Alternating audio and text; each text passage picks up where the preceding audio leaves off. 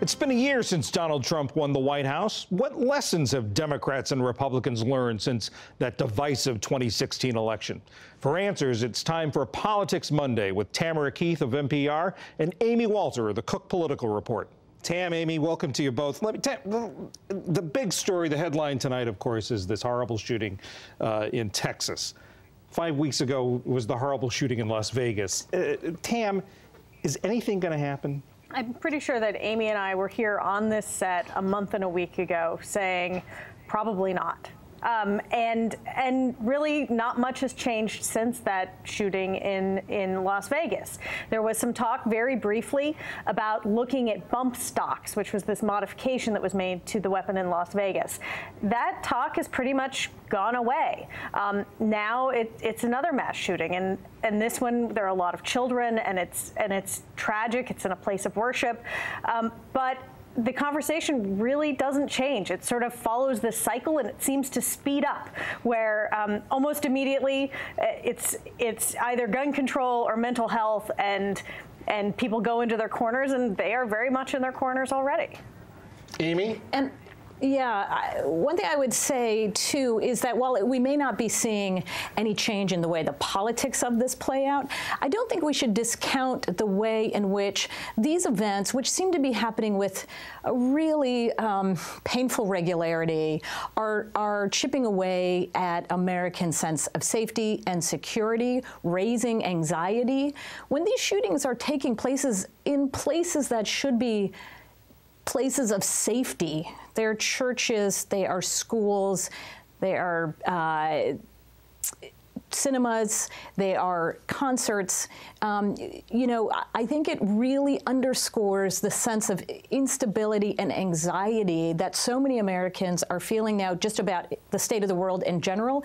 But when they look at home, the feeling that they can't quite be sure at any time, anywhere, that they will be safe, and that the ground seems to be shifting constantly underneath them on so many issues. This issue of safety prime among them. Instability, anxiety, shifting ground takes us to our next topic very nicely on a much less threatening scale. It was a year ago this week that Tam, you and I were in the Javits Center in New York, and the entire political world shifted when both parties, I think it's fair to say, were confronted with an election result that neither one really anticipated.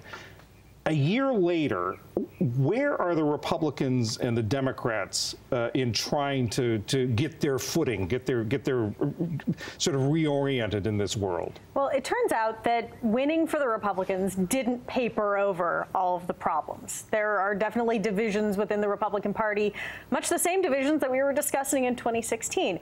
As for the Democrats, losing did not prompt like a miraculous overnight rethinking and vision and thinking like, oh, now we know how to proceed. You know, I was talking to some women who had voted for Hillary Clinton, had volunteered for her campaign in the Cleveland area, and they actually said that they weren't surprised by the election result. All three of them had predicted, they said, that she would lose before she lost. But as for what the next steps are, they're pretty frustrated with the Democratic Party. They were like, we thought by now the party would have figured this out. And there's a sense that the party hasn't figured it out. Amy, tomorrow we're going to have a big election in Virginia, the governor's race. Is that going to give us a clue about where the parties are and where they're heading? Well, we will probably read too much into the results, as we always do, of one race, but let's just look at a couple of things. The first is that the two candidates, the Democrat and the Republican, are not exactly fitting into the sort of traditional post-Trump stereotypes.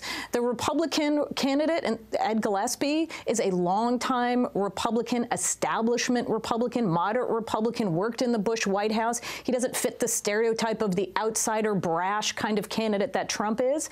On the Democratic side, you have in Ralph Northam, another longtime establishment candidate. He's got a Southern drawl. He comes from a a part of the state that is not the sort of fast-growing urban Northern Virginia suburbs, he doesn't act or speak like Bernie Sanders. And what both candidates are finding in this Virginia race is that there are sections of their party that want them to be more like the insurgents that they saw in 2016. Both of them are trying to thread the needle there, and we will find out in the next 24 hours or so which one was successful. We're also going to get our first real sense of whether there is a real enthusiasm gap between Democrats who still are frustrated and furious about the results of 2016 and Republicans who, as you pointed out, John, were even surprised themselves that Donald Trump won. We saw in special elections in this last year in House races that Democrats did have something of an enthusiasm advantage. Is it going to translate into a state like Virginia, which is, unlike those special elections, it is more Democratic leaning, and it's a state that Hillary Clinton carried?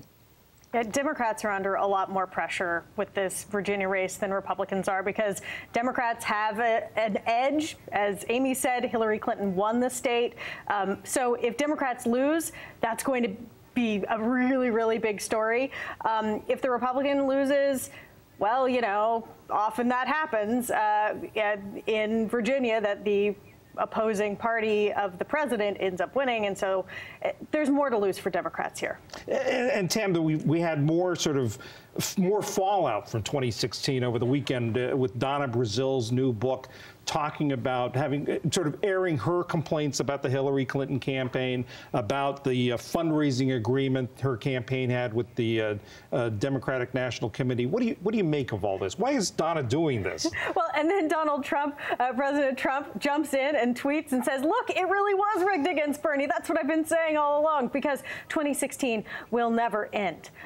Donna Brazil is trying to sell books, for one thing, and so why do the juiciest parts come out? Because she's trying to sell books, and also she has some real grievances from the way the 2016 campaign was handled, and you know how the WikiLeaks affected her life and existence, and what she thought she would be doing with her life.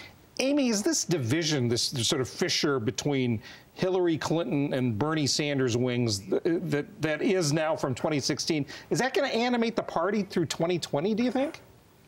Yeah, I think the division that Democrats are facing is not so much between the Bernie wing and the Hillary wing, but it is a general sense of where their strategy is. It's more tactical, and it's more fundamental to the kinds of voters that they want to see turn up and vote for Democrats. Barack Obama, when he ran for office, there was something called the Obama Coalition, these younger voters, more diverse voters who came and turned out in record numbers to support him. Since that election in 2008, those voters have turned out for nobody else other than Barack Obama. They didn't turn out in midterm elections. They didn't turn out for Hillary Clinton. So there's a group of Democrats saying we got to find a way to get those voters out and animated without Barack Obama on the ballot. There's another group of Democrats, though, that say our real challenge is that we lost white working class voters by a bigger percentage than we should have in 2016. We need to win those voters back. They've got to figure out how to bring those two groups together under one banner and one message. Not an easy task, it sounds like. Amy Walter, Tamara Keith, that's Politics Monday. Thanks for joining us. You're welcome. You're welcome.